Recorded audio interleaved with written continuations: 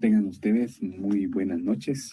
Estamos ya casi concluyendo este diplomado de Derecho Procesal del Trabajo. En esta noche vamos a dar inicio con lo que les había prometido y vamos a ver algunos criterios jurisprudenciales en materia laboral y precedentes constitucionales en la misma rama. Vamos a tratar de ir avanzando. Hay algunas preguntas que han quedado por ahí pendientes. Vamos a, de alguna manera, a tratar de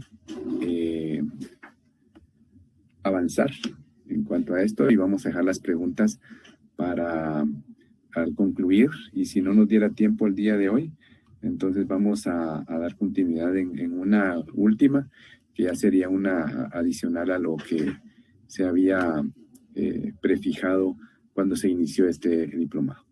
Dentro de estos encontramos lo que hablamos sobre la carga de la prueba. Los números de sentencias están en la parte final. Todas estas son sentencias emitidas por la Corte de Constitucionalidad, recordándoles que según el artículo 43 de la Ley de Amparo, Exhibición Personal y de Constitucionalidad, constituyen jurisprudencia o doctrina legal cuando se han emitido 3 fallos en el mismo sentido. En cuanto a los otros, pues son considerados precedentes constitucionales, pero no es que no tengan ninguna relevancia porque nos son útiles para poder resolver e incluso para hacer alguna petición. Entonces encontramos dentro de estos, acá hay jurisprudencia o doctrina legal sentada en cuanto a que corresponde al trabajador demostrar la relación que se alega, las horas extraordinarias, ventajas económicas, que es lo que llamamos la inversión de la carga de la prueba, porque en relación a esta inversión de la carga de la prueba, aplica únicamente para probar la causa justa del despido que corresponde al patrón. En cuanto a los otros extremos, es el trabajador el que debe de demostrarlo.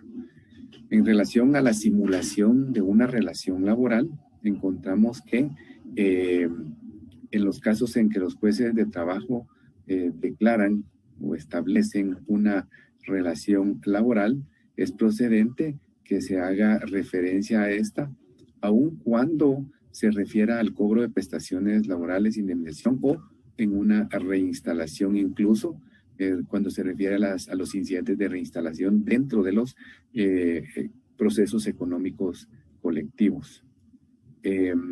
Encontramos las sentencias que tenemos ahí. También encontramos las subsiguientes que aparecen en relación a la reinstalación, en relación al reconocimiento de indemnización, prestaciones laborales, costas, daños y perjuicios. Ahí tenemos sentencias específicas en relación a la declaratoria de la relación, cuando se promueve únicamente la reinstalación. Esto es cuando se promueve en base a renglones no laborales que establece dentro del presupuesto o de la Ley Orgánica del Presupuesto del Estado, y cuando se pide también el reconocimiento de esa relación y pago de las prestaciones laborales, tanto indemnización como de naturaleza irrenunciable, daños y perjuicios que pudieran corresponder. Entonces encontramos sentencias específicas para cada uno de estos aspectos. Voy a ir tratando de pasar un tanto más despacio para que ustedes, si necesitan anotar alguno, pues lo puedan hacer. Falta de motivación en cuanto a concurrencia de elementos de una relación de trabajo. Se establece que cuando no se hace un análisis exacto sobre las razones por las cuales, por ejemplo, se declara una relación laboral, sobre si concurren o no esos elementos, encontramos fallos específicos también, porque es obligatorio indicar si estamos reconociendo una relación laboral porque se laboró o prestó servicios a través de contratos extralaborales o no laborales, entonces hay necesidad de establecer todos los elementos de una relación laboral. Y a esto se refiere estas sentencias. El plazo para solicitar pago de prestaciones laborales de carácter irrenunciable, esto es en cuanto a servidores públicos, luego de haberse declarado la simulación de la relación de trabajo. Resulta que cuando se solicita el pago de prestaciones de carácter irrenunciable o incluso la indemnización, se está requiriendo que se declare si existió una simulación de relación de trabajo porque se elaboró bajo renglones presupuestarios que no son específicamente de índole laboral, como por ejemplo, podrían ser el 029, el 183, renglones de esa naturaleza que permiten que el Estado haga contrataciones, pero por servicios técnicos o profesionales o de cualquier otra naturaleza, pero menos de naturaleza laboral. Entonces encontramos las sentencias 2-2000, de los expedientes son los 2-2019, 2425-2017 y 4418-2016. ¿A qué hacen referencia estas sentencias? Específicamente a que con 3 meses cuenta el trabajador estatal para poder pedir la simulación y, derivado de esa simulación, el pago de prestaciones irrenunciables. Se ha fijado este plazo exactamente porque muchas veces se hace la reclamación fuera de este plazo, aduciendo que debe de aplicarse el plazo que establece el Código de Trabajo en cuanto a prestaciones irrenunciables se refiere. Sin embargo, estas sentencias nos dejan bien claro que si, por ejemplo, se hace el planteamiento del reclamo de estas prestaciones fuera de los 3 meses y a la vez está pidiendo la declaratoria, la simulación laboral y como consecuencia la existencia de una relación laboral, entonces encontramos que devendría extemporánea si se hace fuera de ese plazo que establece el artículo 87 de la Ley de Servicio Civil. Indemnización y o prestaciones laborales versus reinstalación. También se ha establecido jurisprudencialmente que no resulta procedente la reinstalación cuando el trabajador ha recibido el pago de indemnización y prestaciones laborales. Sentencias 260-2015, 2989-2017 y 3375-2018. Números de expedientes, en donde fueron dictadas estas sentencias que hacen referencia a este aspecto y que constituyen doctrina legal. Hay una excepción a este respecto y es cuando se demuestre que se configuró un pago indebido. ¿Qué significa esto? Que si bien al trabajador se le hizo un pago, no se hizo en concepto de indemnización y prestaciones laborales, sino en otro concepto. O que de alguna manera se haya hecho algún pago, el trabajador no haya tenido conocimiento que era en concepto de estos rubros, aunque obviamente habría que establecer si realmente dentro de la documentación que ampara los depósitos se individualizó debidamente qué pagos se realizaron. Porque muchas veces resulta que se ha hecho el abono a una cuenta bancaria y pues el trabajador lo dispone y al final de cuentas pues establece que ahí se dio una aceptación al momento de disponer de la provisión de esos fondos. Esta excepción la encontramos en sentencias emitidas dentro de los expedientes 4739-2019, 5949-2019 y 46-2020. La duración de la relación laboral no determina su temporalidad. Esto es cuando hablamos a plazo fijo o indefinido. Miren, cuando hablamos de plazo fijo estamos hablando de aquellos contratos que se hacen por 1 año, por 2 años, independientemente del renglón presupuestario en el que se haya contratado los servicios, sean estos por servicios técnicos o profesionales en renglón 029, sean estos en renglones presupuestarios como 022 o 021.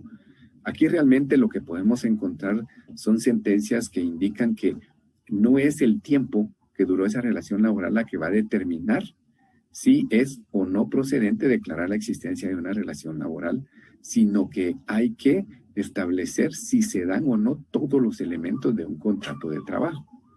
Estableciendo este extremo, así haya durado 2 o 3 meses, esa relación laboral, si se determina que efectivamente se dan o se configuran los elementos de una contratación laboral, como sería que existió un pago de salario disfrazado a través de honorarios profesionales, que existió subordinación, que existió que el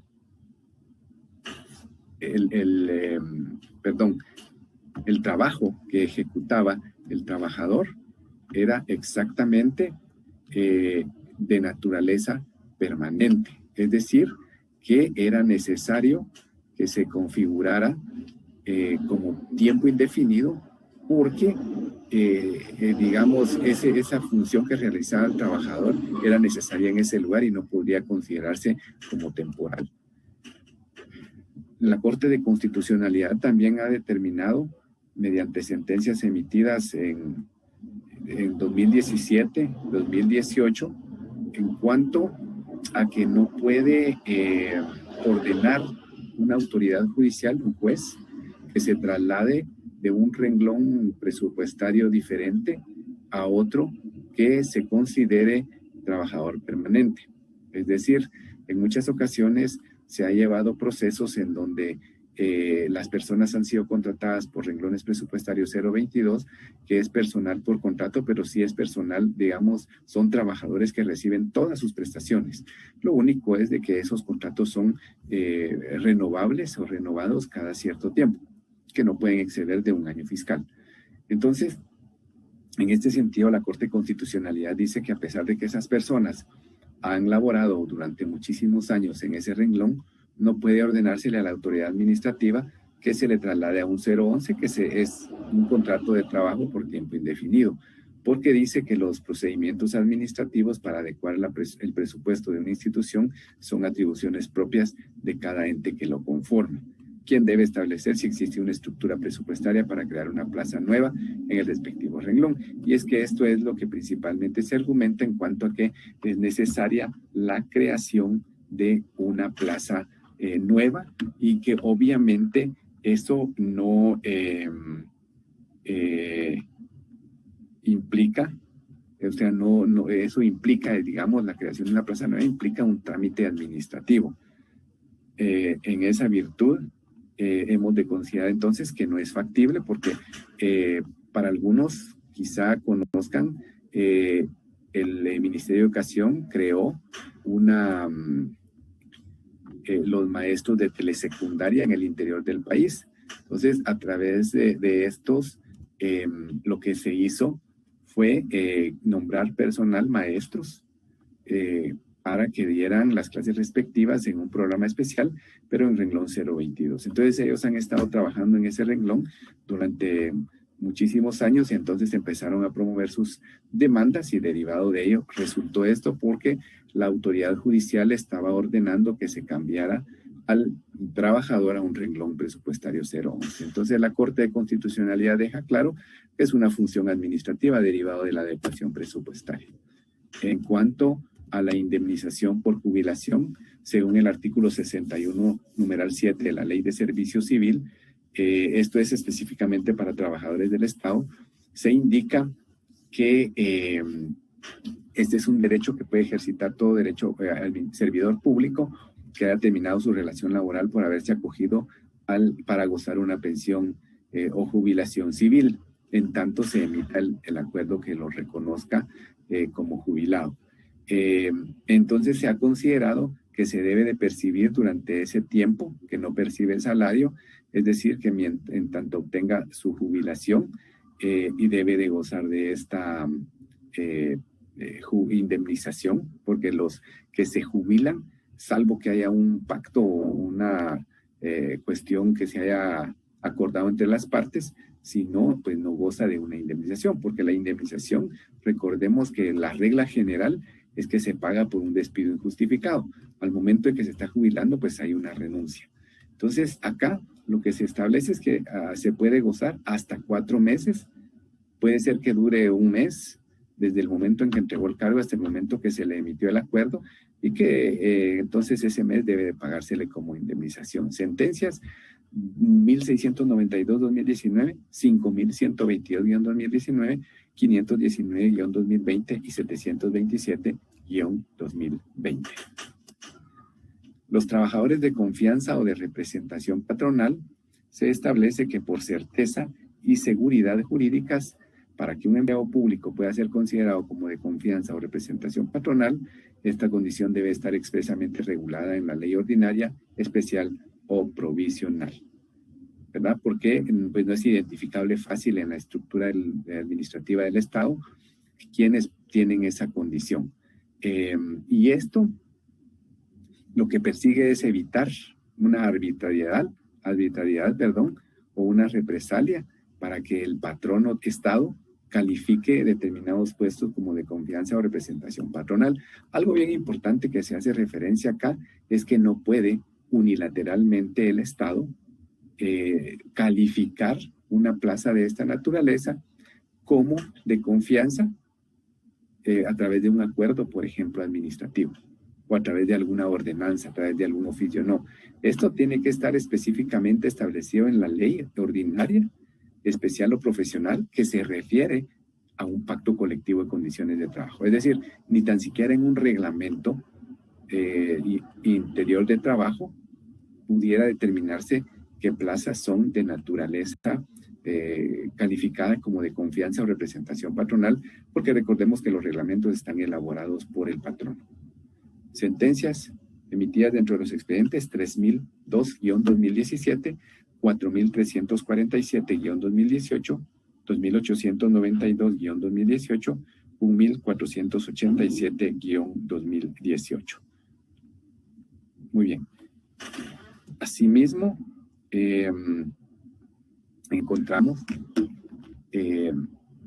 lo que les indicaba anteriormente, que no se puede establecer este tipo de puestos como de confianza o representación en instrumentos elaborados por la parte patronal. Estos los encontramos, y aquí hace referencia a los reglamentos interiores de trabajo. ¿Por qué? Porque como vimos anteriormente, puede constituirse una represalia con el objeto de evadir la ley. Sentencias emitidas dentro de los expedientes 329-2014, 5122-2014 y los acumulados 3636-2018 y 3651-2018. Es innecesario solicitar autorización judicial para despedir a trabajadores de confianza o representación patronal. Y esa es la razón por lo que vimos anteriormente que no puede ser establecido de estos puestos como de confianza. Porque cuando hay un planteamiento de conflicto colectivo, el patrón no puede despedir al que está contratado como trabajador de confianza o representación patronal sin pedir autorización judicial. Esto es lo que establecen las sentencias emitidas dentro de los expedientes 2169-2016, 2150-2017, 3568-2017, 4347-2018 y 2150-2017, entre muchas otras. Entonces encontramos que estos trabajadores prácticamente no están protegidos por las prevenciones que se han decretado en un conflicto colectivo de carácter económico-social, pero debe de demostrarse que efectivamente son trabajadores de confianza. En relación al estado de gravidez, se refiere en estas sentencias que la mujer que se encuentra en estado de gravidez, la mujer que se encuentre en los 10 meses posteriores al retorno de sus labores, es decir, cuando está lactando el bebé, está protegida para no ser despedida sin autorización judicial. El artículo 151 del Código de Trabajo, que ya vimos anteriormente, establece ese extremo y en esa virtud sí se encuentra protegida, y aquí se ratifica el contenido de ese artículo en las sentencias que se emitieron dentro de los expedientes 314-2018, 624-2018, 5616-2018. El despido injustificado de la trabajadora en periodo de lactancia se indica acá en estos amparos.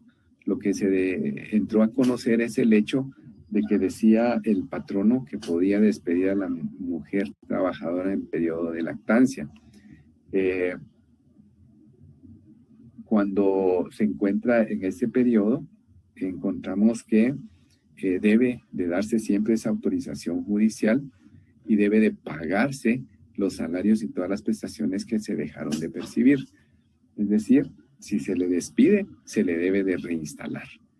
5.055-2017, 3.999-2017 y 2.353-2018 son las sentencias emitidas. Encontramos que este tipo de despidos se constituyen en despidos ilegales, tal como ya pudimos verlo recientemente.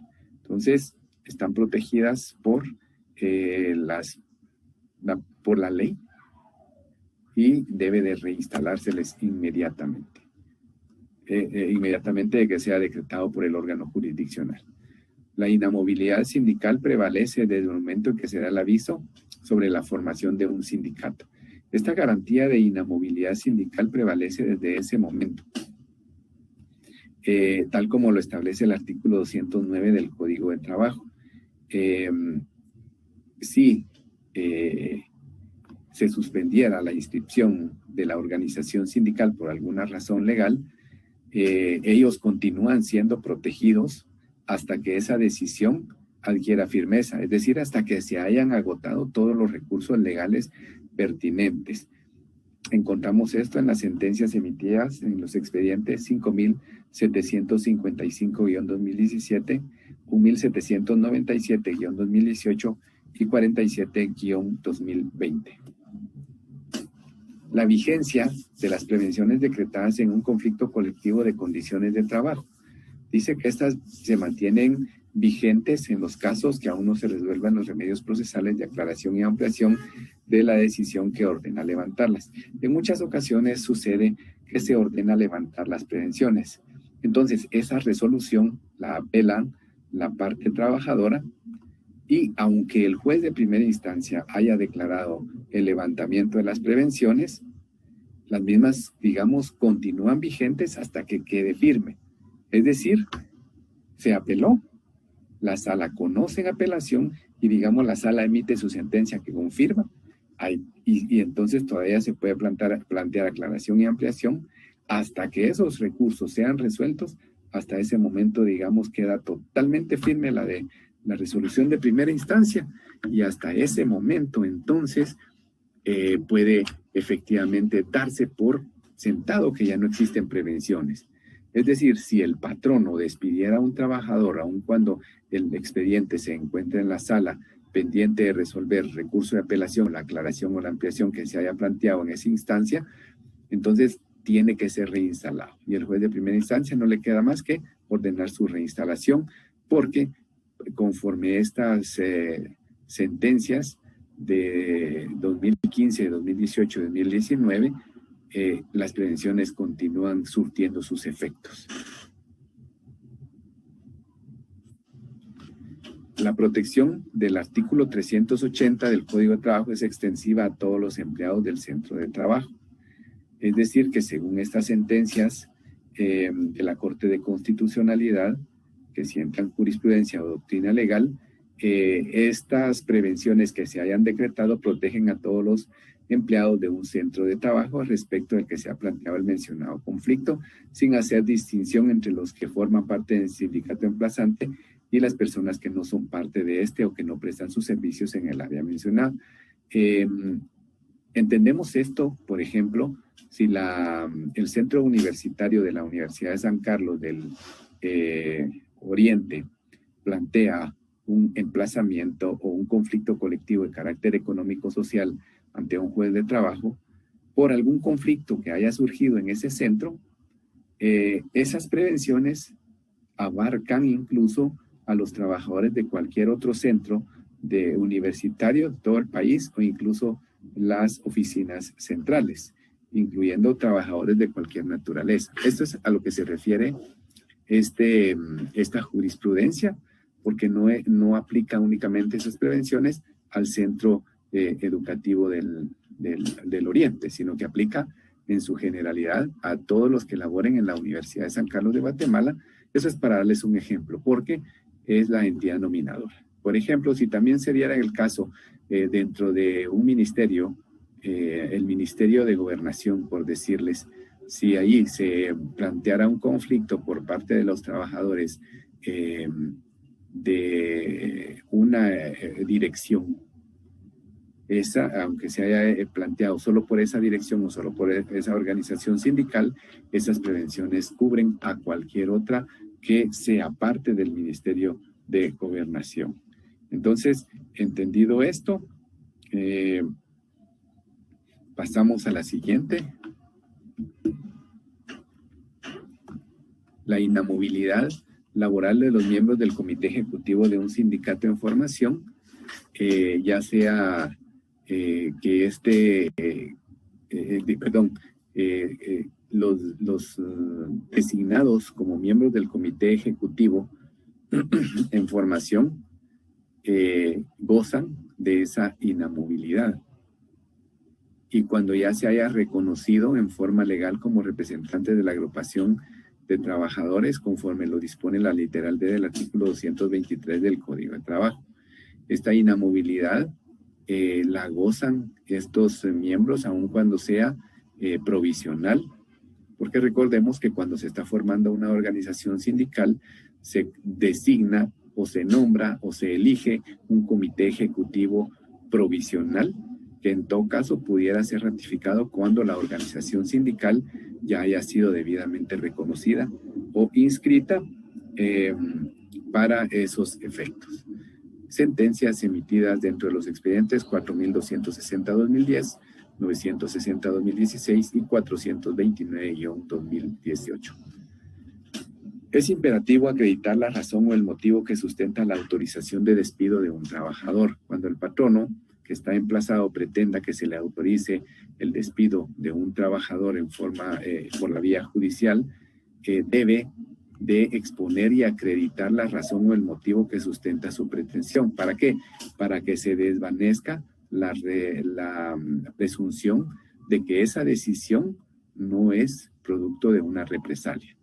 Al no desvanecer esta situación, entonces no puede prosperar la autorización para que se concluya la relación laboral que se solicita. Es decir, el patrono está obligado a desvirtuar que esa autorización es producto de una represalia. Sentencias emitidas dentro de los expedientes 213-2019, 346-2019 y 351-2019. El recurso de rectificación. El recurso de rectificación ya vimos que procede en contra del auto que decreta a través del cual se establece la liquidación dentro de un proceso laboral. Y se ha indicado, y el artículo 426 es claro, sin embargo, como ha sido discutido en la vía constitucional, entonces la Corte de Constitucionalidad ha establecido mediante sentencias emitidas dentro de los expedientes 3106-2015, 1134-2017 y los acumulados 2477, 2015 y 2504-2015, que efectivamente el único recurso que cabe en contra de este auto es la rectificación. También ha quedado establecido jurisprudencialmente que cuando se plantea el recurso de rectificación debe de hacerse únicamente invocando errores de cálculo y o de la operación matemática, ya que si por ejemplo, se hace el planteamiento invocando otro tipo de cuestiones de esta naturaleza, deviene notoriamente improcedente y es procedente rechazar este recurso de revocatorio, de rectificación. Sentencias emitidas dentro de los expedientes 3.853-2018, 3.729-2018 y 1.944-2016. Se establece también jurisprudencialmente que el tribunal de alzada, o sea, una sala jurisdiccional, está obligada a conocer el recurso de apelación interpuesto por el trabajador, aun cuando éste no haya expresado agravios. Ello lo hace en aplicación de los principios que inspiran el derecho al trabajo, cuando el trabajador ha apelado el fallo y no ha hecho uso o no ha expresado los agravios correspondientes en la oportunidad procesal que correspondía, debe la sala analizar el fallo porque no puede tenerse por abandonado tácitamente el recurso de apelación. Y, obviamente, la sala debe de respetar el principio reformatio impeius, es decir, aquel principio que limita a que el juez modifique la decisión judicial que revisa en perjuicio de los intereses del impugnante. Si, digamos, el trabajador apeló la sentencia y esa apelación lo único que le es desfavorable porque no se condenó a daños y perjuicios, por ejemplo, la sala debe de limitarse a analizar ese aspecto. porque si ya existe una condena en todas las otras prestaciones, no podría la sala venir y decidir modificar en juicio del trabajador una de esas declaraciones que ya se hicieron. Ahora, salvo cuando la parte demandada ha apelado y también ha impugnado esos puntos y ha demostrado que efectivamente no procede. Pero si solamente el trabajador apeló y se establece que lo único que le es desfavorable es la no condena en daños y perjuicios, solo por ponerles un ejemplo. En cuanto a lo demás, no podría entrar a analizar la sala y en perjuicio del trabajador modificar o revocarlo ya resuelto en primera instancia. Sentencias emitidas dentro de los expedientes 5.809-2016, 3.066-2018 y 5.792-2017.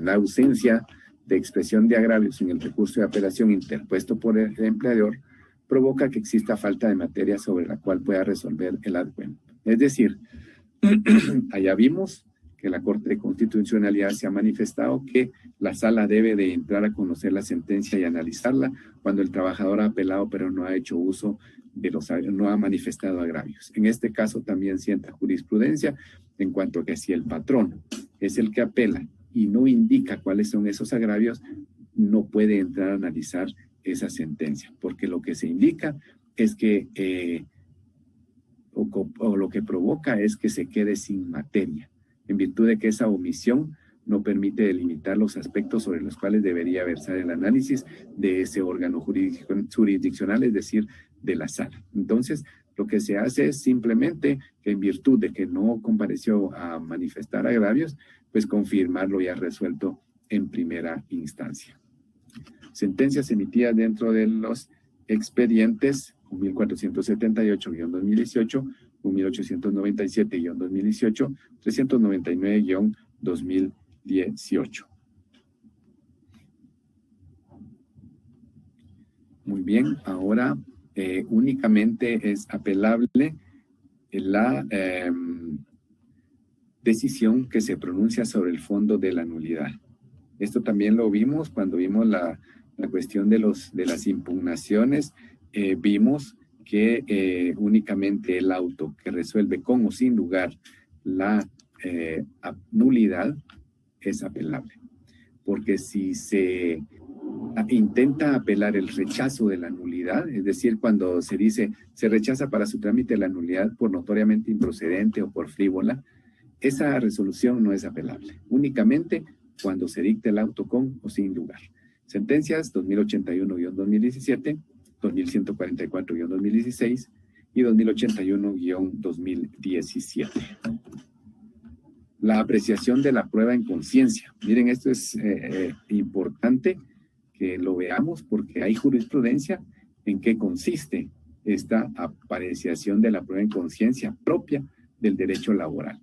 Dice que este sistema consiste en la facultad que tiene el juzgador para apreciar y valorar la prueba propuesta para el juicio, utilizando los principios de equidad y de justicia que le permiten hacer una valoración más profunda con el objeto de apreciar aspectos que con un método de valoración preestablecido no serían considerados.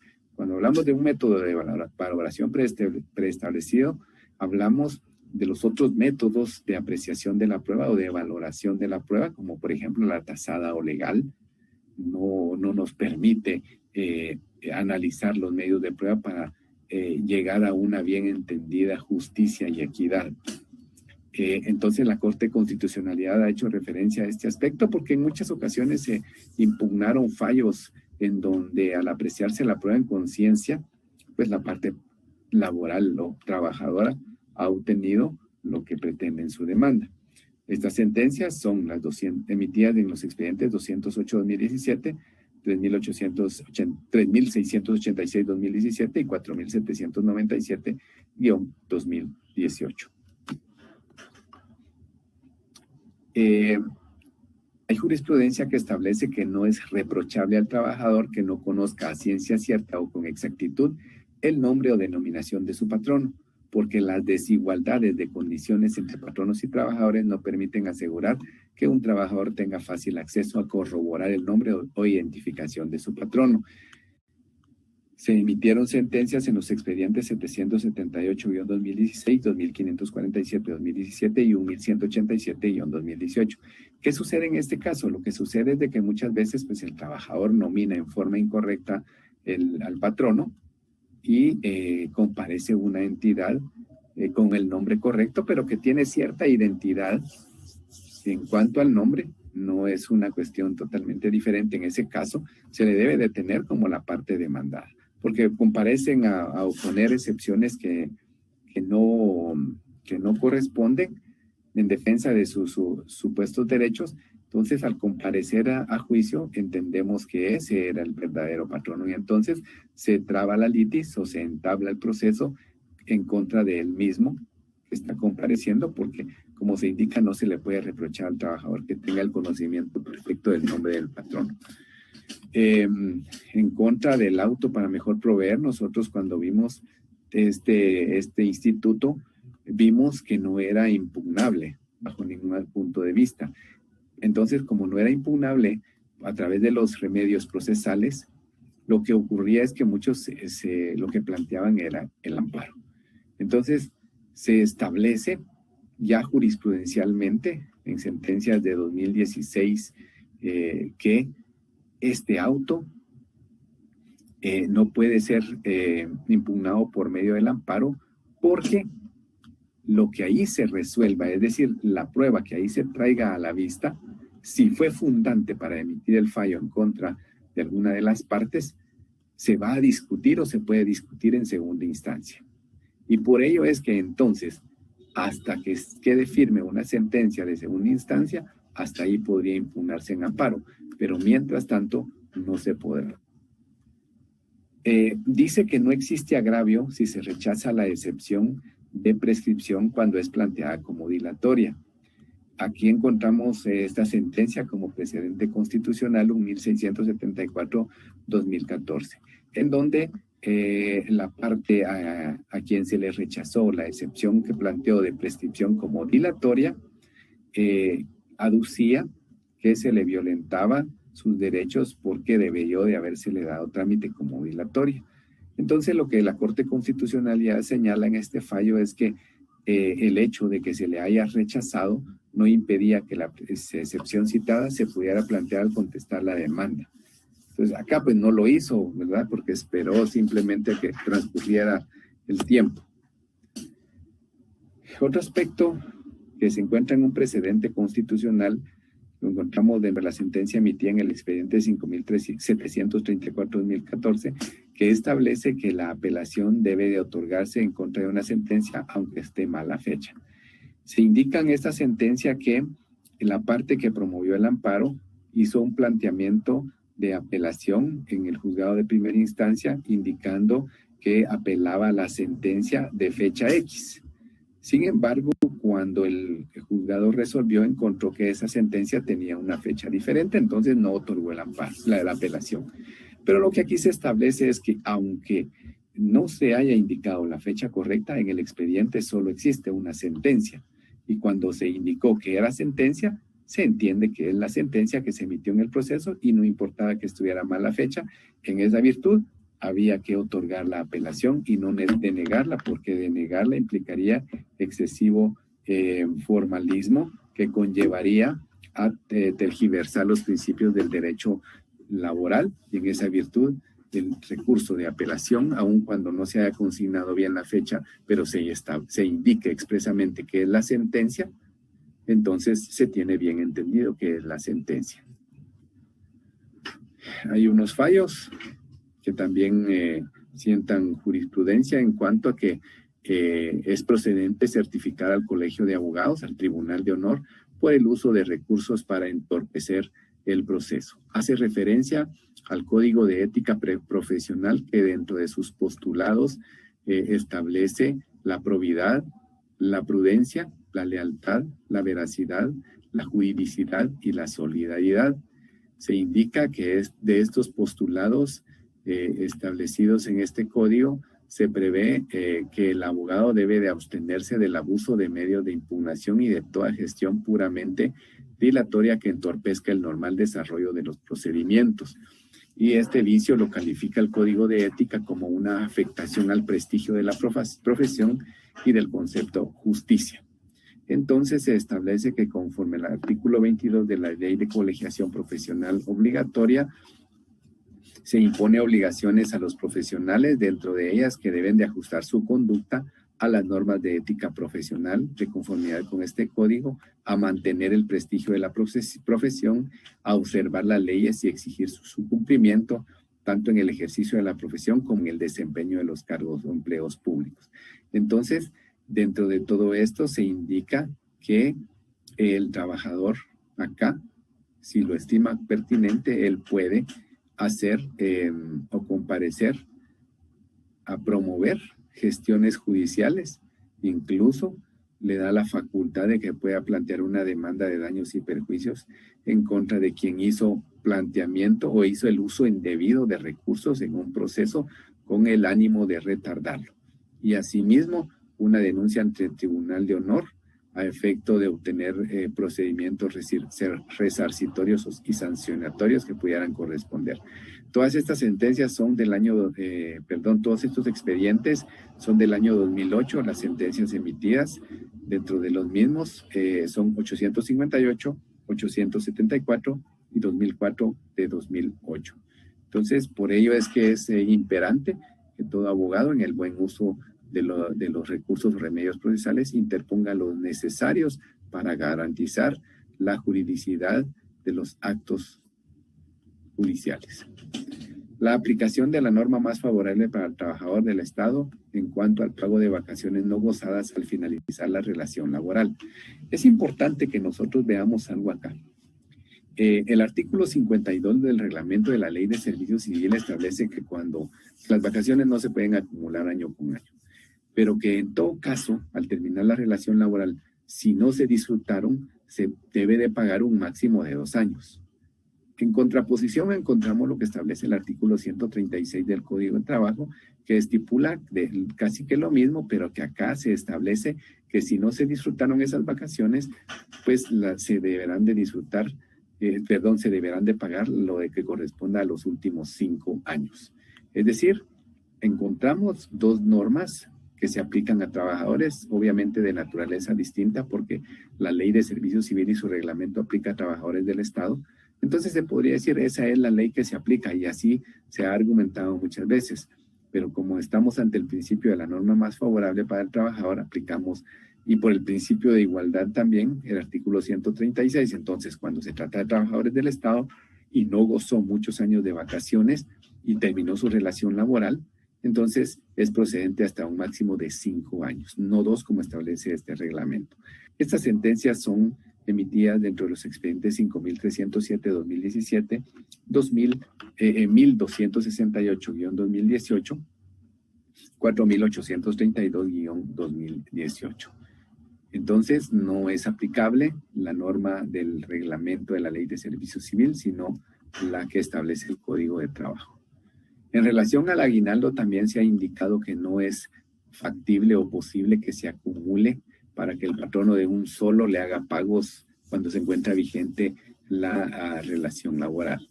Pero sí se debe pagar todo al finalizar la relación laboral si se le adeuda varios periodos.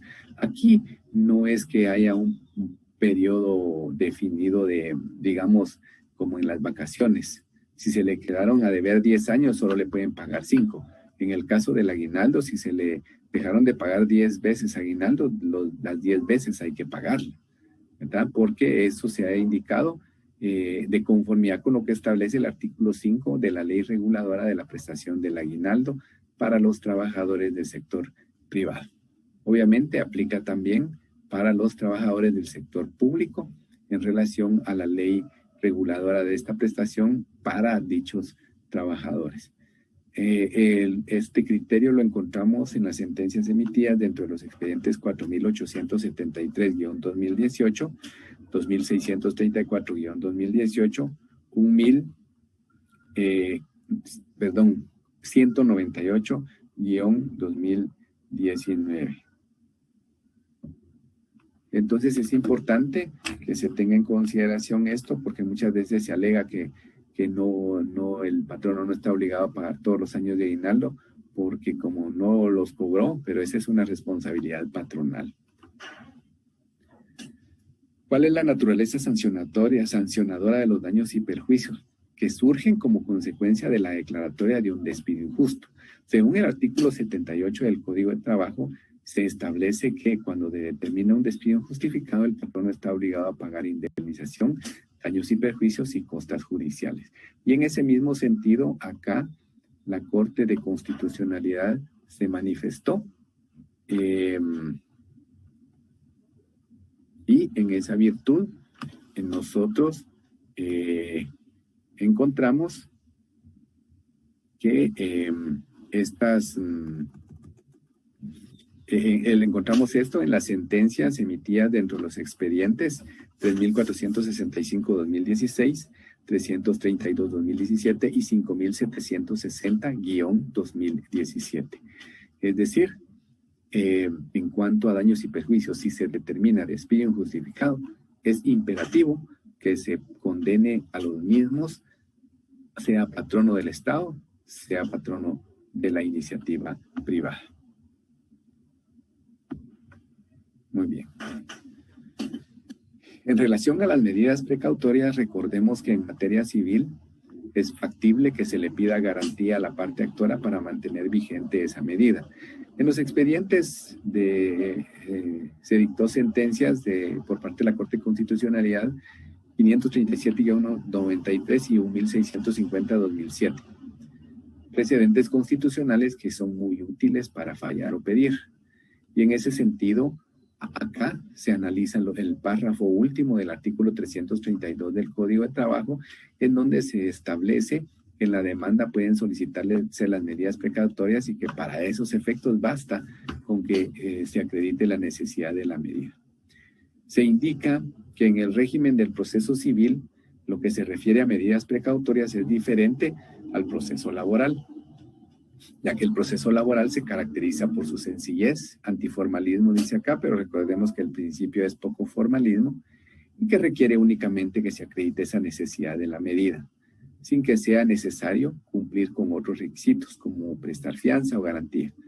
Además, debe de entenderse que acreditar la necesidad de la medida es acepción acorde con los principios rectores del derecho laboral, es decir, sencilla, y vuelve a repetir antiformalista, pero es poco formalista.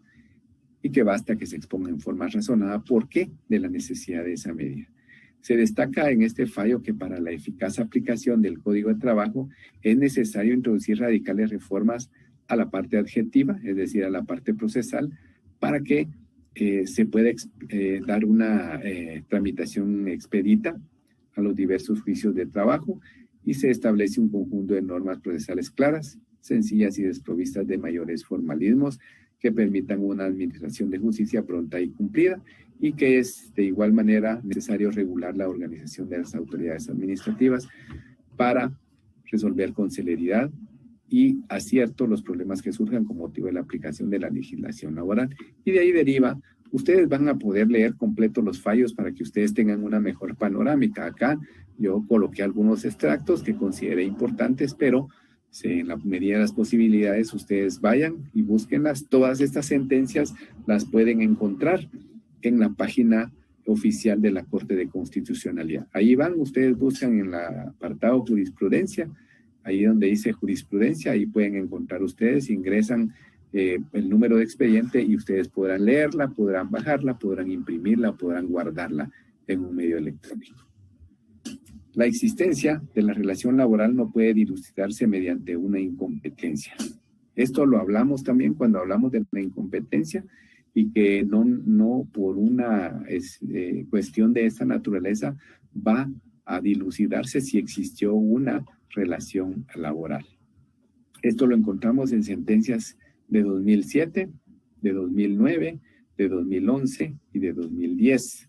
En la parte de abajo les coloco los números de expedientes para que ustedes puedan tener los números y de esa manera ustedes puedan consultarlos en forma completa y ustedes puedan establecer lo que les estoy indicando en este momento. El plazo de prescripción para pedir la reinstalación del trabajador del Estado, despedido sin autorización. Esto es cuando existen prevenciones decretadas conforme a los artículos 379 y 380 del Código del Trabajo. Se indica que el plazo que debe de aplicarse es el que está establecido en el artículo 87 de la Ley de Servicio Civil, es decir, 3 meses. Si un trabajador es despedido el día de hoy en una entidad que está emplazada y quiere pedir su reinstalación, tiene 3 meses para hacerlo. Y esto surgió derivado de que en muchas ocasiones se consideraba que existía hasta 2 años, porque eran derechos que provenían de cuestiones del Código de Trabajo. Sin embargo, ya la Corte Constitucional ya dejó claro que en este caso, por ser trabajadores del Estado, corresponde 3 meses. Expedientes 373-2017 y 2336-2016. Acá vemos la reinstalación por nulidad de despido derivado de una norma del pacto. Se estima necesario considerar que si bien en el caso que se conoce no concurría ninguno de los supuestos que se ha contemplado para la reinstalación como consecuencia jurídica, se ha sostenido que no puede desconocerse la viabilidad en esa consecuencia jurídica, de esa consecuencia jurídica, es decir, la reinstalación, para el caso que se declare la nulidad del despido en ausencia de causal por medio del respectivo juicio ordinario laboral. Acá hacía referencia o hace referencia a aspectos como, por ejemplo, que el pacto determine que no se le puede despedir a una persona sin causa justificada. Entonces, derivado de eso, en cumplimiento de esa norma, si se despide a una persona sin causa justificada, lo que puede hacer es o pide sus prestaciones e indemnización o pide su reinstalación por nulidad de ese despido, porque hay una contravención a la forma de ejecutar la terminación de la relación laboral con lo acaecido o con lo que se establece en el Pacto Colectivo de Condiciones de Trabajo. Sentencias emitidas dentro de los expedientes 3377-2009, 1266-2010 y 119-2011. Acá también tenemos otra forma de pedir otra razón, por la cual se puede pedir la reinstalación por nulidad de despido, porque no se observó el procedimiento administrativo disciplinario. Entonces, en estos precedentes constitucionales encontramos que se establece que a pesar de que se ha determinado por la Corte de Constitucionalidad que existen presupuestos específicos para poder ordenar una reinstalación, también se evidencia en este caso que no es válido el despido porque hay jurisprudencia abundante en cuanto a que los derechos de audiencia y debido proceso que reconoce el artículo 12 de la Constitución deben tener plena observancia en todo procedimiento administrativo en el que el poder público se afecte los derechos de una persona, los cuales abarcan la potestad de ser oído, ofrecer y producir medios de prueba, rebatir las argumentaciones deducidas en su contra e impugnar el pronunciamiento definitivo.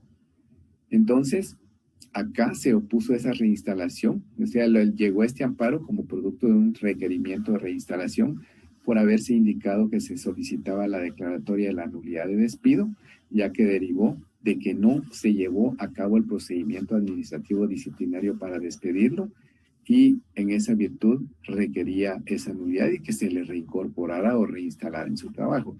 Y es que en algunas ocasiones el patrono, a pesar de que tiene instrumentos por medio de los cuales puede disciplinar, lo que hace es, de una vez, como según los presupuestos de las faltas y las sanciones, dice que si comete tal falta, incurrirá en la misma y se le impondrá tal sanción. Y muchas veces lo hacen sin siquiera oír, sin siquiera permitirle al trabajador que ofrezca prueba para poder debatir de lo que se le está acusando, digamos, en esa vía. Entonces, aún muchas veces se alega que como el patrono no tiene un instrumento en donde establezca un procedimiento, pues lo puede despedir así por así. Y no, como mínimo debe establecerse que le dio audiencia. aunque se haya creado, digamos, un procedimiento de hecho que no tenga un fundamento en un instrumento como lo tendría que ser el reglamento interior de trabajo, ahí debería de estar contemplado ese procedimiento. Pero aún cuando no se haga, cuando no exista, debe de darse esa audiencia para poder tener como cumplido ese derecho de audiencia que establece el artículo 12 constitucional, el derecho a ser oído y vencido en juicio. Ese es aplicable a todas las ramas del derecho, incluyendo materia laboral, incluyendo la materia administrativo-laboral, que es de obligatoria esta observancia como un precepto constitucional. Sentencias emitidas en los expedientes 1266-2010 y 3377-2009. Hemos de recordar acá que el que no exista un procedimiento, el que no exista un reglamento, no es imputable al trabajador. Es una obligación del patrono y en esa virtud, si no se cumple un debido proceso y derecho de defensa, entonces lo que se genera es una nulidad de ese despido. La prueba, ya sea del despido directo o del despido indirecto, es obligación del patrono demostrarlo. Ya vimos cuáles son las causas del despido directo y en qué forma se configura un despido indirecto. En este caso específico, la parte patronal indicó que, la parte trabajadora indicaba que se daba por despedido indirectamente, y es que el patrono alegaba el abandono, pero como para esos efectos el patrono dispone de un plazo específico para demostrar el abandono del trabajo, y solo después de eso poder despedir al trabajador. Pero cuando se indica que existe un despido indirecto, también es el patrono el que está obligado a demostrarlo, no solamente el despido directo que se pudiera alegar. ¿Por qué? Porque la norma se dice en esta parte que no existe una norma específica que disponga, en el caso de despido indirecto, quien tiene la carga de la prueba. Y la ley no hace distingo entre despido directo o indirecto, por lo que este principio debe aplicarse a todos los casos en que concurre un despido. Caso contrario, la norma laboral exigiría expresamente el aporte de prueba por parte del actor en los casos de despido indirecto, lo que no sucede en ninguna parte de su articulado. ¿Por qué? Porque solo habla del despido. Directo o indirecto, corresponde al patrono demostrarlo. Sentencias emitidas en los expedientes 436-2014 y 1874-2014. Los daños y perjuicios debe de condenarse aunque sea el despido directo o indirecto, no importa. No importa porque acá encontramos que hay jurisprudencia en cuanto a que si se indica por el trabajador que fue despedido indirectamente y el patrono no lo demuestra, es procedente que se le pague daños y perjuicios. Sentencias emitidas dentro de los expedientes 3.396-2012, 4.776-2013 y 2.610-2013. También encontramos el 436-2014.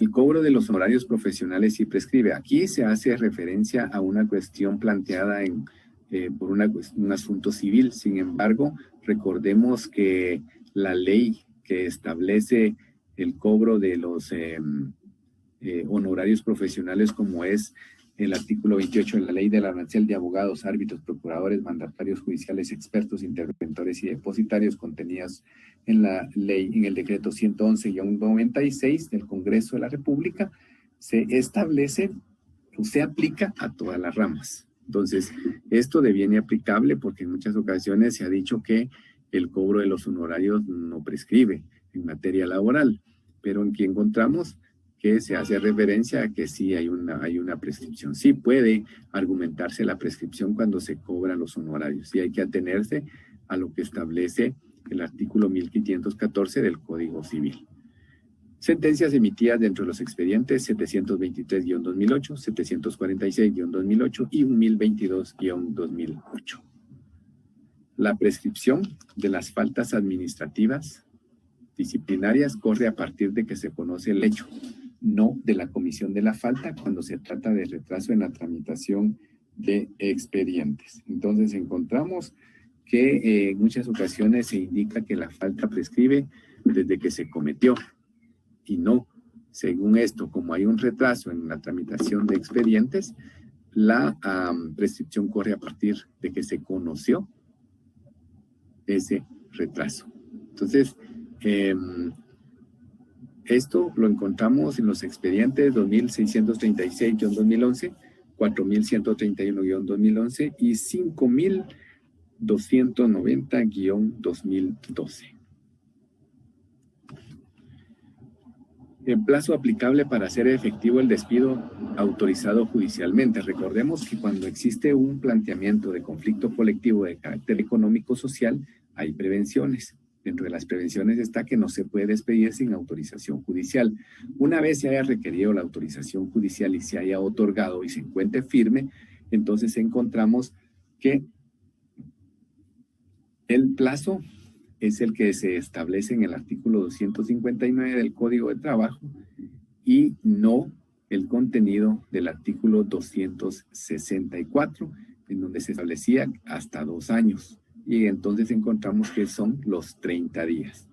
Dentro de, 20 días para hacer efectivo el despido y no los 30 días. Sentencias 2877-2016, 3603-2017. Entonces encontramos que hasta para ejecutar el despido autorizado judicialmente existe un plazo específico. Ya vimos esto, que el patrono le corresponde demostrar que la solicitud de autorización de despido no es una represalia. Ya vimos las sentencias emitidas en los expedientes 249-2013, 5630. Patrono, cuando solicita la autorización del despido, debe de indicar o debe de desvanecer que sea una represalia. Hay una cuestión que es importante precisamente en los procesos de previsión social, cuando el trabajador, el afiliado del Instituto Guatemalteco de Seguridad Social, está intentando, digamos, a través del procedimiento, ya sea administrativo o judicial, que sea acogido por el programa de invalidez, vejez o sobrevivencia. Resulta que dentro de estos encontramos las sentencias emitidas en los expedientes 4167-2008 y 1876-2010.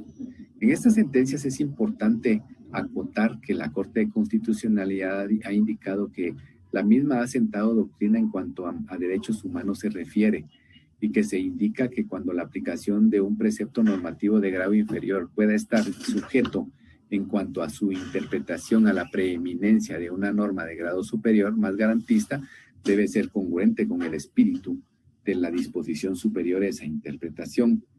Se analiza acá el contenido del artículo 27 del decreto 295 del Congreso de la República, que es la ley orgánica del ICS, en donde establece como un derecho para los habitantes de la República de Guatemala y principalmente para sus afiliados recibir beneficios para sí mismos o familiares que dependan económicamente de ellos en la extensión y calidad de dichos beneficios que sean compatibles con el mínimo de protección que el interés y la estabilidad sociales requieran que se les otorgue. La interpretación que se haga de lo dispuesto en los artículos de una norma de grado inferior nunca puede hacer nugatorio el derecho que se contiene en el artículo 27 que ya vimos. Y entonces acá se indica que mientras dure el trámite del procedimiento administrativo, es decir, procedimiento ante el Instituto Guatemalteco de Seguridad Social, se le comunique de manera expresa al afiliado que le asiste a acogerse al plan correspondiente. Si el reclamo llegara a la vía judicial, debe proporcionarse durante este tiempo y continuar el mismo hasta que se emita el fallo final. Es decir, hasta que se encuentre firme en caso de que fuera desfavorable, pero mientras dura el procedimiento administrativo, es decir, desde que se plantea la solicitud hasta que quede firme en la instancia judicial, debería el ICS prestar asistencia médica. Y esto puede ser útil para aquellos que están promoviendo su demanda o están iniciando una cuestión en la vía administrativa, porque el ICS no les otorga en su mayoría, hasta donde yo sé, asistencia médica y menos otorgamiento de medicamentos o de realización de exámenes, porque como no está acogido a dicho plan, lo consideran como no calificado para poder ser parte de estos beneficios. 4.167-2008 y 1.876-2010 los expedientes en donde se encuentran estos argumentos. ¿Qué es un derecho adquirido? La doctrina, la Corte de Constitucionalidad en sentencias emitidas en los expedientes 3.858-2007, 536-2008 y 2.746-2011 refiere que el derecho adquirido se ha entendido en la doctrina como aquel que ha entrado al patrimonio de una persona y que hace parte de él, y que por esa circunstancia no le puede ser quitado o vulnerado por quien lo creó o lo reconoció legítimamente. Esto se indica que conduce a afirmar que el derecho adquirido es aquella ventaja o beneficio cuya conservación o integridad está garantizada en favor de su titular. Dentro de este contexto, los derechos adquiridos se tienen como aquellas situaciones individuales y subjetivas que se han creado y definido bajo el imperio de una ley, acuerdo o disposición, y que por lo mismo han originado a favor de sus titulares un cierto derecho que debe ser respetado. Es decir, son situaciones individuales y subjetivas que se crearon bajo el imperio de una ley, acuerdo o disposición. Obviamente, entra al patrimonio del trabajador.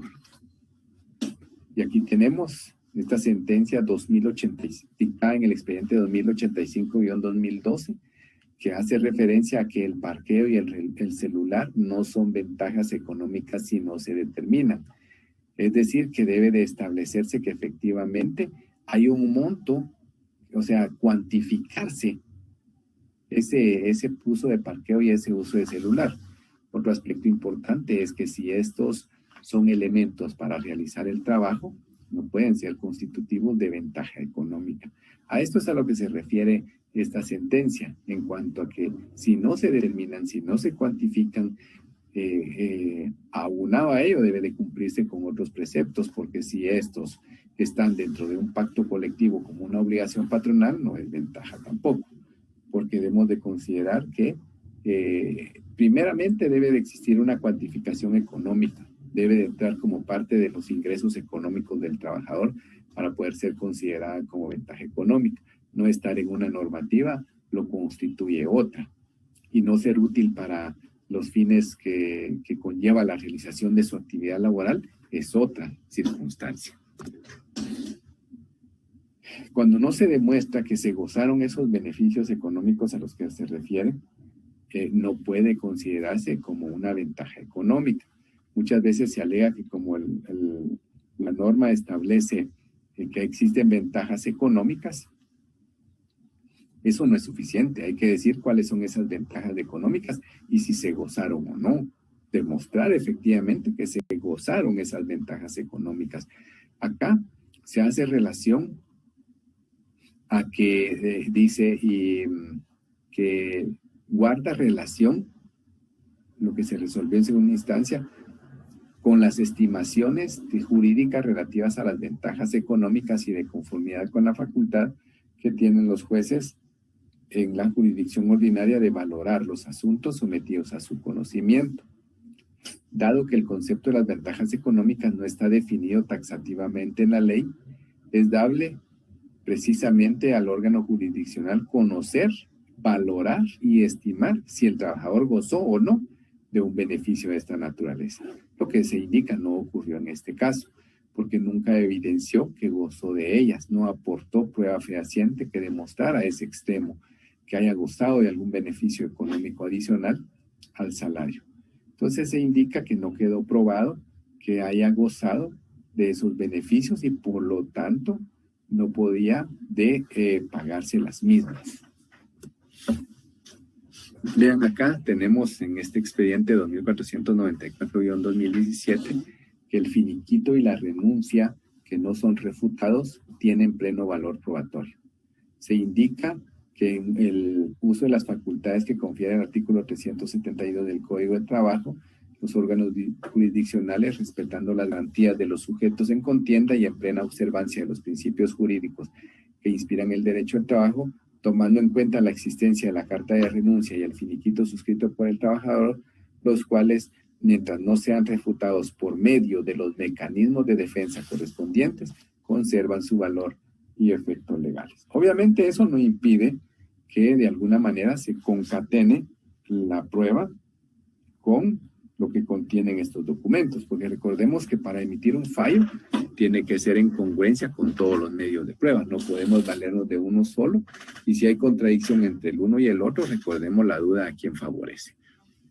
Sentencia emitida en el expediente 2494-2017. No constituyen ventajas económicas si las prestaciones devienen de un pacto, es lo que les indicaba anteriormente. Esto está dentro de los expedientes 4031-2012 y 865-2010.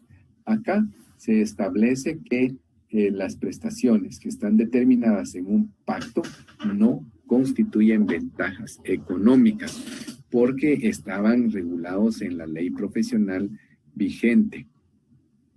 Y derivado de ello, había una obligación de la parte patronal de pagarla a sus empleados.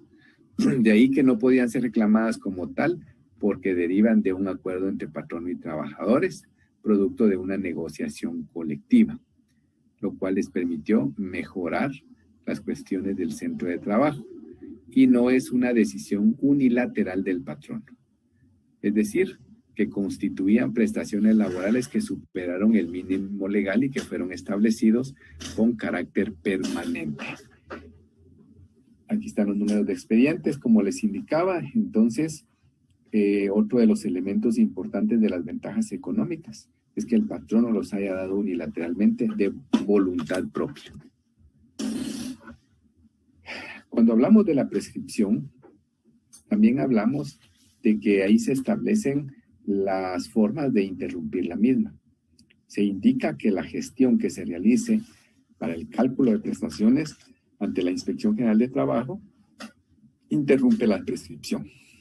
Sentencia emitida dentro del expediente 3459-2017. Acá encontramos que se ha establecido que con el simple hecho de que el trabajador llegue a la inspección a pedir que le hagan su cálculo de prestaciones, es más que suficiente para interrumpir la prescripción. No necesita iniciar una adjudicación, no necesita que se cite al patrono para poder interrumpirla. Gestión es esta de comparecer ante la Inspección General de Trabajo que le practiquen una liquidación. Con esa hojita, porque recordemos que allí se establece la fecha en la cual se la hicieron, entonces con eso se tiene por interrumpida la prescripción. Nos lo aclara esta sentencia. Acá esto me pareció importante traerlo acá porque acá se indica que no puede ser planteado un amparo cuando se promueve en contra de un acto de mera comunicación.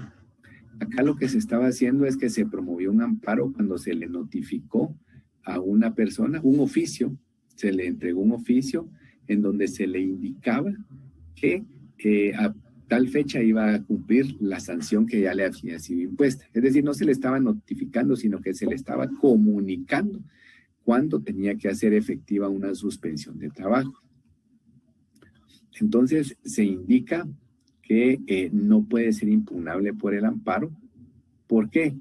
Porque dice que ya la sanción en su oportunidad disciplinaria fue impuesta por la entidad respectiva y que este acto de comunicación no es un acto de autoridad, no es coercible, no es imperativo frente a la parte interesada, que no transgrede sus derechos y principios constitucionales porque ya se le dio el derecho de defensa y debido proceso y ya existe una sanción firme y que en esa virtud pues hay que ejecutarla. Y aunque digamos se encuentra firme en materia administrativa, aunque se encuentre discutiendo a nivel judicial, es que acá se indica que debe de ejecutarse. Expedientes 3553-2015, 3.040-2015 y 5.523-2015.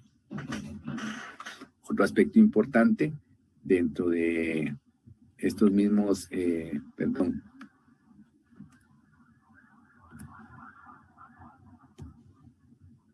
acá encontramos que sí es factible que se ejecute una sanción disciplinaria ya firme en la vía administrativa, aun cuando se encuentre discutiéndose su validez en la vía ordinaria, es decir, en la vía judicial. Sentencias emitidas en los expedientes 4.138-2015 y 3.159-2017. Fíjense que se indica acá que es posible esto, es decir, ejecutar la sanción laboral, porque en el caso de que el juicio ordinario laboral resultara con lugar, lo que produciría es que la parte demandada restituya los derechos que le existían a la trabajadora. Por ejemplo, la sanción en este caso constituía en suspensión de labores por un plazo determinado, digamos 3 días. ¿Qué consecuencia, sin goce de salario, qué consecuencia trae esa imposición de sanción? Que el trabajador no va a laborar, pero tampoco se le paga salario por esos días no laborados. En caso de que el juicio ordinario resultare con lugar, ¿qué va a ocurrir? El trabajador no trabajó porque el patrón no lo mandó a descansar, pero debe de pagarle esos días. Es decir, sí es reparable aún el supuesto daño que podía ocasionarse. En esa virtud, dentro de estos expedientes se considera que sí es procedente que pueda ejecutarse la sanción, aun cuando se encuentre discutiéndose la misma en la vía judicial. Aquí hay muchos fallos que estaban pidiendo cuando se hacían las preguntas. Cuando se ha pagado indemnización año con año, según los expedientes 1.337-2016 y 4.110-2016, es decir, las sentencias emitidas en estos expedientes, se indica que esa se debe de tomar como un abono. Es decir, al final se hace un cálculo total de la indemnización que pudiera haberle correspondido y en congruencia con ello se va a deducir de ese monto total todo lo que se ha pagado en ese concepto año con año. Acá, en esta sentencia, se argumentaba que como se había hecho un pago año con año de indemnización al trabajador, esto lo consideraba como una ventaja económica. Así fue considerado en primera instancia y se hace referencia a que la ventaja económica tiene una naturaleza particular y esencialmente se caracteriza por constituir una prebenda que no depende de la prestación del servicio, sino que es otorgada por el patrono discrecionalmente en adición al salario y cualquier otra prestación regular. Entonces, de manera que no se podía considerar una ventaja económica. Las ventajas económicas no se pactan, no se conviene sobre ellas, sino que se dan por el patrono en forma libre y circunstancialmente. Entonces, se establece en este último párrafo que el derecho a la indemnización no podía corresponder a la parte interesada, debía establecerse al momento en que terminó el contrato, pero se indica que debe de tomarse en cuenta los abonos que se efectuaron en ese concepto. Es decir, son deducibles del monto de la indemnización que se determinara en la fase de liquidación. Es decir, si coincidentemente, conforme esos abonos ya se había pagado la totalidad de esa indemnización, pues obviamente al momento de hacerse la liquidación se iba a establecer y ahí se iba a deducir.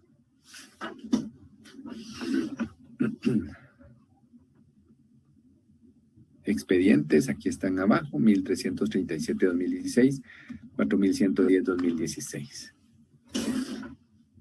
Acá en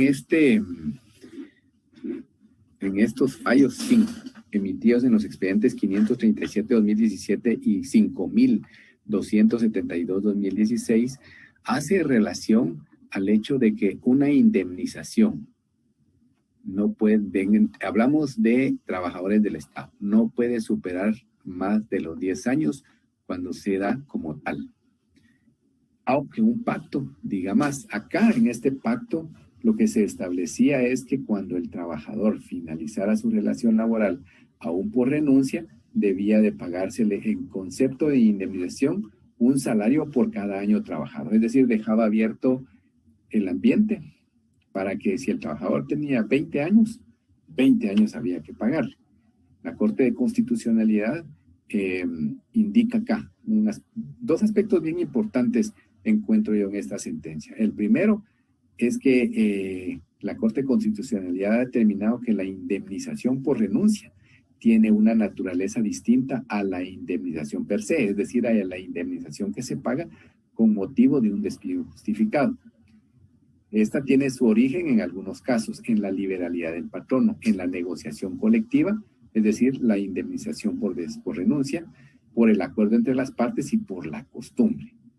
Además, no tiene fin reparador y todo lo contrario, es una retribución por el tiempo de servicio que el trabajador estuvo a servicio del patrón.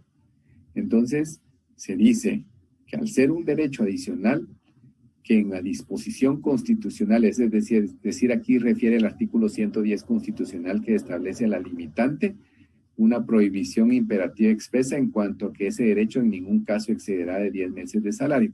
Tomando en consideración esa norma, el artículo 110 constitucional, es que determina la Corte de Constitucionalidad que no es procedente pagar más de 10 años en concepto de indemnización, aun cuando el artículo diga un salario por cada año.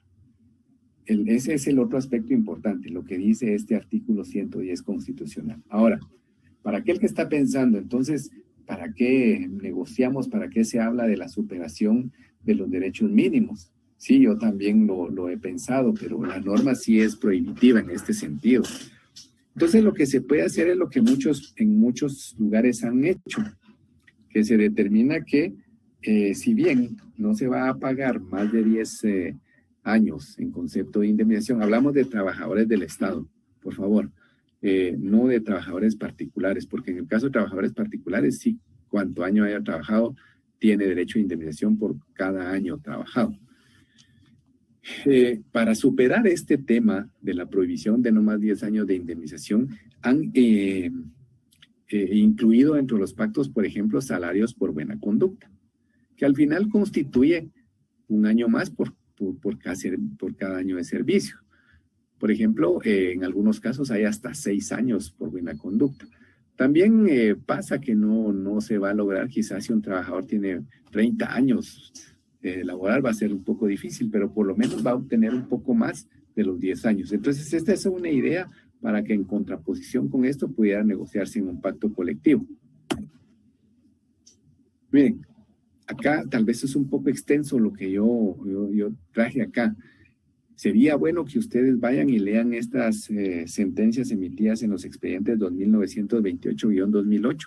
Específicamente en este expediente encontramos estos extractos, 1838-2011 y 5619-2014.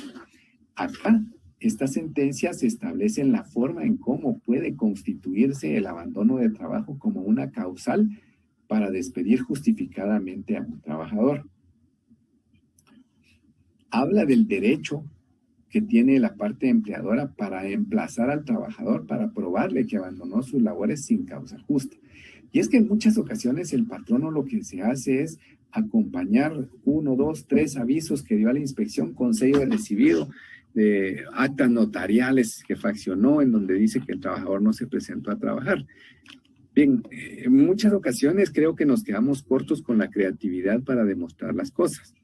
Pero la Corte de Constitucionalidad nos aclara cómo probar efectivamente el abandono de trabajo como una causal para despedir justificadamente a alguien.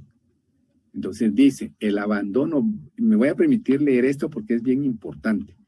El abandono del trabajo como un acto de incumplimiento del trabajador solo se configurará previa constitución en mora, mediante intimación hecha en forma fehaciente a que se reintegre al trabajo. Se indica que no se puede despedir a un trabajador por abandono de trabajo si antes no se hizo la intimación mencionada. Incluso el propio artículo 77 del Código de Trabajo acoge esta línea de pensamiento al indicar en su parte conducente de la literal F que dice, así taxativamente dice, la justificación de la inasistencia se debe hacer al momento de reanudarse las labores si no se hubiere hecho antes. Entonces, como un requisito primordial, se requiere la previa constitución en mora. Estos son temas de naturaleza civil o mercantil. Se deberá intimar al trabajador su reintegro al trabajo dentro del plazo que se fije para tal efecto. De no cumplir el dependiente con su reincorporación, se considera, salvo prueba en contrario, que hizo abandono del trabajo. Esto es un extracto de una obra de Derecho del Trabajo argentina. Entonces, en la otra parte dice que es menester que no basta con que el acreedor patrono manifieste su intención de obtener la prestación del trabajo, sino que es necesario que su reclamo esté dirigido a la persona que debe cumplir la obligación trabajador a que se le imputa el abandono del trabajo y que ésta se entere del reclamo o la ley presuma que debe considerarse que lo conoce. En resumen, para que la interpelación produzca el efecto de constituir en mora, debe estar dirigida al sujeto obligado a cumplir de manera que éste conozca el reclamo o deba considerarse legalmente que lo conoce. ¿Qué significa esto? Que si un trabajador deja de llegar a laborar, el patrono lo que tiene que hacer es fijarle un plazo para que regrese a trabajar. Si no regresa a trabajar dentro de ese plazo, entonces ya configura el abandono y puede despedirlo con causa justificada, porque ya se le dio la posibilidad de que regresara. El patrono le puede decir, señor fulano de tal, usted tiene el plazo de 5 días para que vuelva a trabajar. En caso no lo haga, se considerará un abandono. Pero no es una cuestión así tan sencilla, porque hay que fehacientemente demostrar que se le hizo de conocimiento al trabajador que se le fijó ese plazo. Es decir, pudiera ser, recordemos que en las solicitudes de trabajo o en los contratos a veces se incluye la dirección en donde reside y mientras no cambie en esa deberá de hacérsele cualquier citación, cualquier comunicación. Entonces, hacia ese lugar debería de hacérsele una comunicación certificada o una comunicación auténtica a través de un notario. Quizá se me ocurre un acta notarial en donde haga constar el notario que se compareció a tal lugar, fue atendido por tal persona, que es el trabajador, que se le entregó, en donde se establece que se le fija un plazo para que se reincorpore. O sea, fehacientemente hay que demostrar que se le hizo esa intimación, que se le fijó un plazo para que pudiera reincorporarse a sus labores y que no lo hizo a pesar de que se le fijó el mismo. Entonces ahí ya configuraría la posibilidad del abandono del trabajo. Pero los simples avisos a la inspección no demuestran el abandono. Un acta notarial que diga que él no llegaba a trabajar no demuestra un abandono del trabajo. Hay que constituir en mora, es decir, hay que decirle, mire, regrese a trabajar en tal plazo o va a ser despedido con causa justa. Aquí hay unos errores de escritura, pero las excepciones mixtas, es decir, las excepciones de prescripción, pago, transacción, cosa juzgada, se pueden interponer basándose en cualquier momento procesal, lo vimos, basándose en hechos posteriores al momento procesal de la oposición. Acá hace relación al artículo 342, que regula las excepciones que se podrán oponer, que se pueden oponer con la contestación de demanda, que son las perentorias y la reconvención, y que indica también cuáles se pueden oponer con posterioridad, hasta antes de dictar sentencia de segunda instancia. Acá se hace referencia a que el elemento fundamental que habilita la posibilidad de oponer esas excepciones después de ese momento procesal, es decir, después de contestada la demanda o planteada la reconvención, es que esas defensas, porque las recepciones son medios de defensa, se funden en hechos ocurridos con posterioridad a la contestación de la demanda o la reconvención. En caso no ocurra eso, no se dan los elementos esenciales o la característica esencial para ser incluida este tipo de excepciones. En ese caso, entonces, podrán ser rechazadas por extemporáneas. Entonces, debe de entenderse que no es viable que el demandado pretenda, fuera de las etapas referidas, oponer en cualquier fase del proceso las excepciones perentorias a las que se ha hecho referencia, es decir, pago, prescripción, cosa juzgada y transacción. Oponer en cualquier fase del proceso estas excepciones cuando la situación que le dio origen era del conocimiento de aquel desde el momento en que fue emplazado. Y a pesar de ello, amparándose en la posibilidad que reconoce el artículo 342 que ya vimos, reserva la interposición de los medios de defensa para un momento posterior, porque ello supone mala fe por parte del demandado, porque deriva en afectación del principio de economía procesal que inspira el proceso ordinario laboral, así como la manifiesta deslealtad procesal o bien una actitud negligente del emplazado. Sentencias emitidas en los expedientes 2195-2007, 1674-2014 y 2825-2015. Entonces encontramos acá que ya hay doctrina legal en cuanto a que no procede el planteamiento de una excepción mixta posterior a la contestación de demanda o planteada la reconvención o contestación de la reconvención, perdón, cuando esos hechos ya eran de conocimiento previo de la parte que las interpone.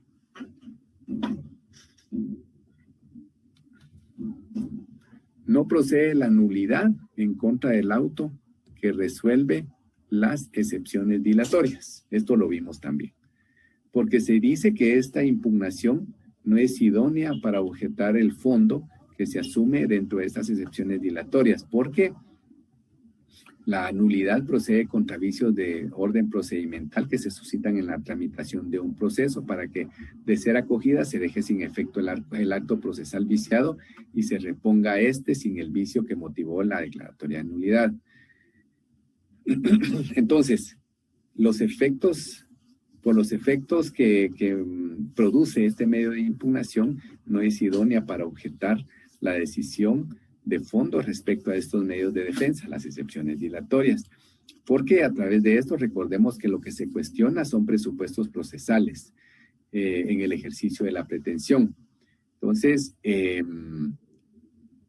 implica que mediante el planteamiento de una nulidad se generaría un círculo vicioso porque sería como volver a estudiar el asunto que ya fue sometido a conocimiento. El planteamiento de la nulidad en contra del auto que resuelve las excepciones dilatorias es contrario a los principios de sencillez, economía y celeridad procesal. Porque esto, digamos que haría que el proceso vaya alargándose con una cuestión que ya no es necesario conocerla, porque recordemos que sin con o sin lugar, las excepciones dilatorias no hacen al final un conocimiento de fondo, sino es para cuestiones de naturaleza de presupuestos procesales. De todas maneras, pues los argumentos que se pudieron plantear en las excepciones dilatorias podrían en algún momento dado hacerse valer mediante alguna excepción imperentoria, pero todavía existe esa posibilidad.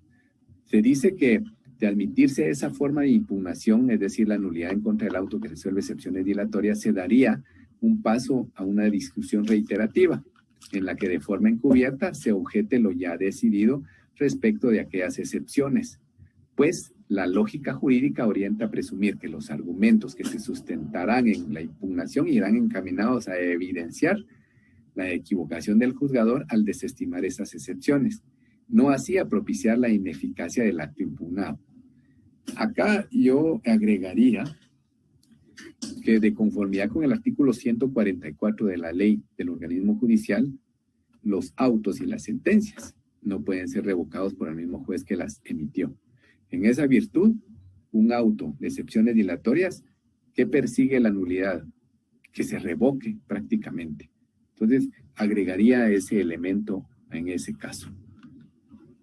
El emplazamiento, esto ya lo vimos, que las prevenciones alcanzan a toda la entidad nominadora, aunque la promueva solo una dirección. Vimos los expedientes. Acá, otra forma de interrumpir la prescripción, una gestión diferente ante la Inspección General de Trabajo o cualquier tipo de gestión. Acá hablamos de trabajadores del Estado.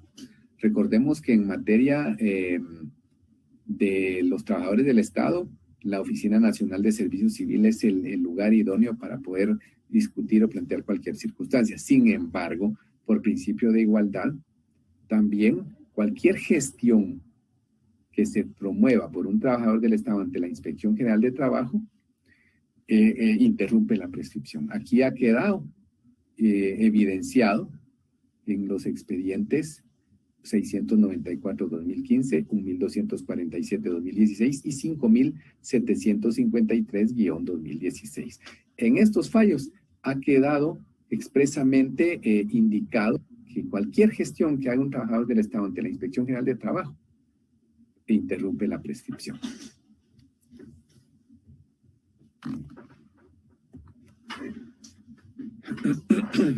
La norma aplicable para el caso por reconocer un mejor derecho respecto al pago de vacaciones no gozadas, también ya lo vimos, son los 5 años que establece el Código de Trabajo y no los 2 años que establece el reglamento de la Ley de Servicio Civil.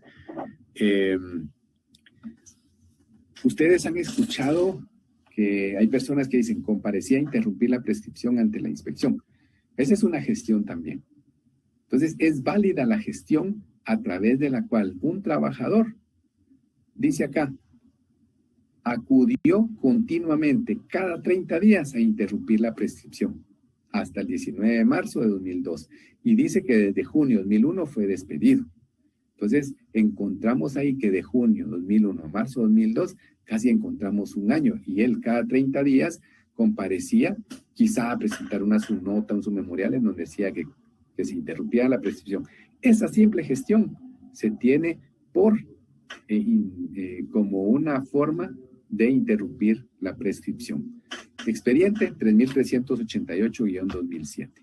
Y les digo, estos expedientes no son útiles para fundamentar fallos, para fundamentar peticiones, porque de esa manera nosotros vamos con fundamentos suficientes, ya conocidos a nivel constitucional, que nos sirven para dar una mejor argumentación, una mejor fundamentación, y que de esa manera, a pesar de cualquier impugnación, no vayan a ser modificadas, no vayan a ser revocadas.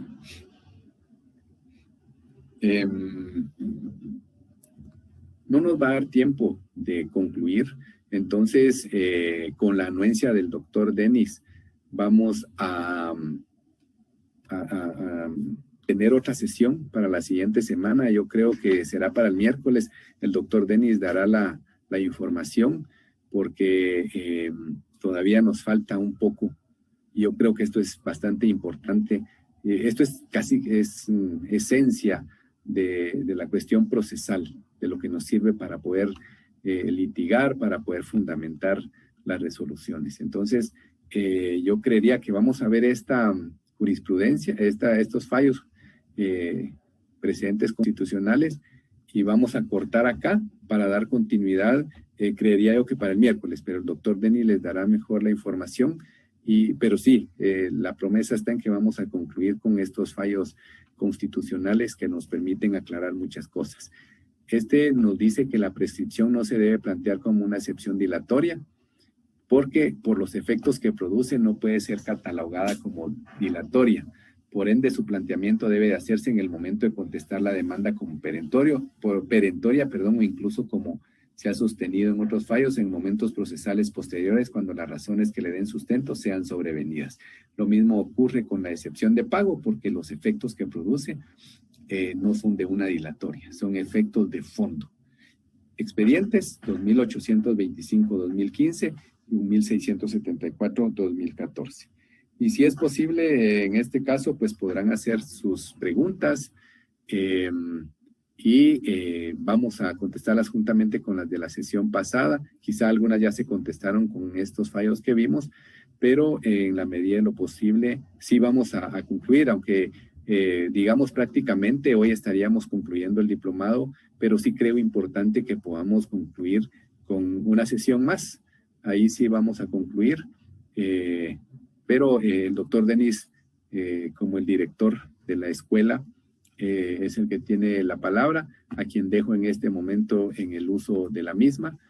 Doctor, muchas gracias a la escuela, muchas gracias a los presentes por permitirme llegar hacia ustedes y lo dejo en uso de la palabra, doctor.